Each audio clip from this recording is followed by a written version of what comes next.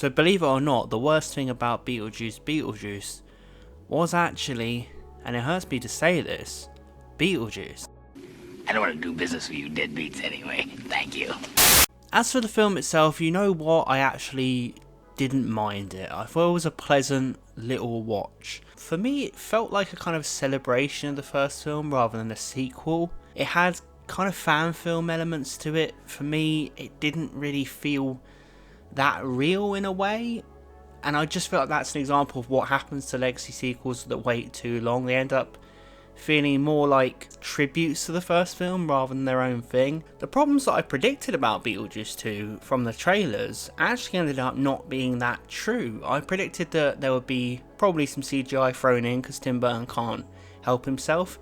There really wasn't that much. The visuals were great. I really enjoyed the scenes in the afterlife. I really enjoyed the practical effects. I like how they managed to pretty much recreate the look of the first film, the characters, and Tim Burton stayed true to his practical roots, and there were some really cool practical effects in here, and I had a blast with that. I also really enjoyed the story. I thought they were able to get this kind of family trauma storyline going quite well between Lydia and her daughter Astrid and her stepmom Delia. I like how Delia and Lydia have become closer over the years. I think that relationship developing was a good thing. It was progression.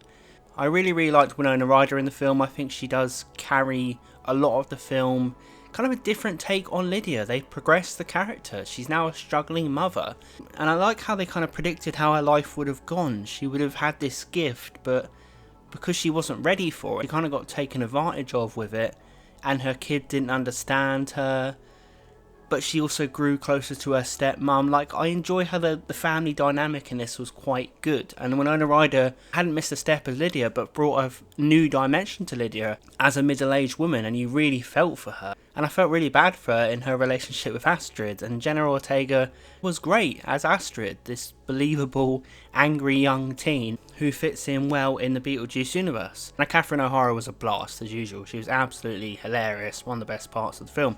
So I was into that, the family side of things. I also liked the afterlife, I liked the visuals. The main problem for me was probably Michael Keaton as Beetlejuice, and that breaks my heart to say, because that performance as Beetlejuice is one of the most unique, the 80s Beetlejuice, one of the most unique, memorable, energetic, electric performances ever. Like, just the initial burst of crazy, unpredictable energy in that film, you can't replicate that. And I feel like they managed to make a fun little Halloween-y type film, but they couldn't replicate Beetlejuice again. You bunch of losers! Michael Keaton wasn't as energetic, and I know he's older now, but he wasn't as... there wasn't anything special about seeing him. Like, they didn't even build up to his reveal. I thought they were going to. I thought the first time you see him was where he raised up, like he does in the trailer, out of the board, but you see him before that, casually. There was no real presentation of Beetlejuice as a spectacle. He kind of felt like a normal character in this. He kind of felt like a side character. Now, I know in the first Beetlejuice he was kind of a side character anyway. He didn't have much screen time, but this film's kind of weird. He was like in it a lot more, and he was a side character. So he didn't have the special presence of that first film where you didn't see him as much. You see him more, but he feels like a side character. He feels unimportant.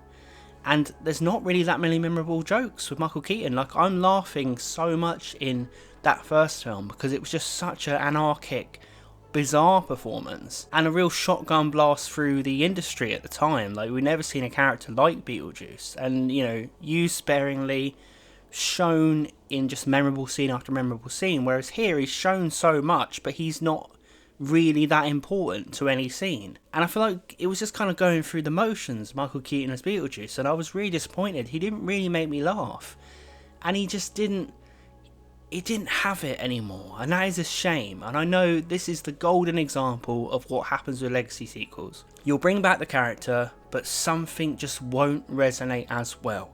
And maybe I am being too harsh here, because I thought everything else was pretty darn fun. I enjoyed it. I had a smile on my face. I enjoyed it. You know, I was entertained. But it was just okay. But, like, why do we want to live in a world of movies like that, where we just, these legacy sequels come out, oh, I just hope it's not terrible. I hope it's okay. You know, don't make legacy sequels if you can only hope to make them okay. This kind of goes in the same category as Bill and Ted 3 for me.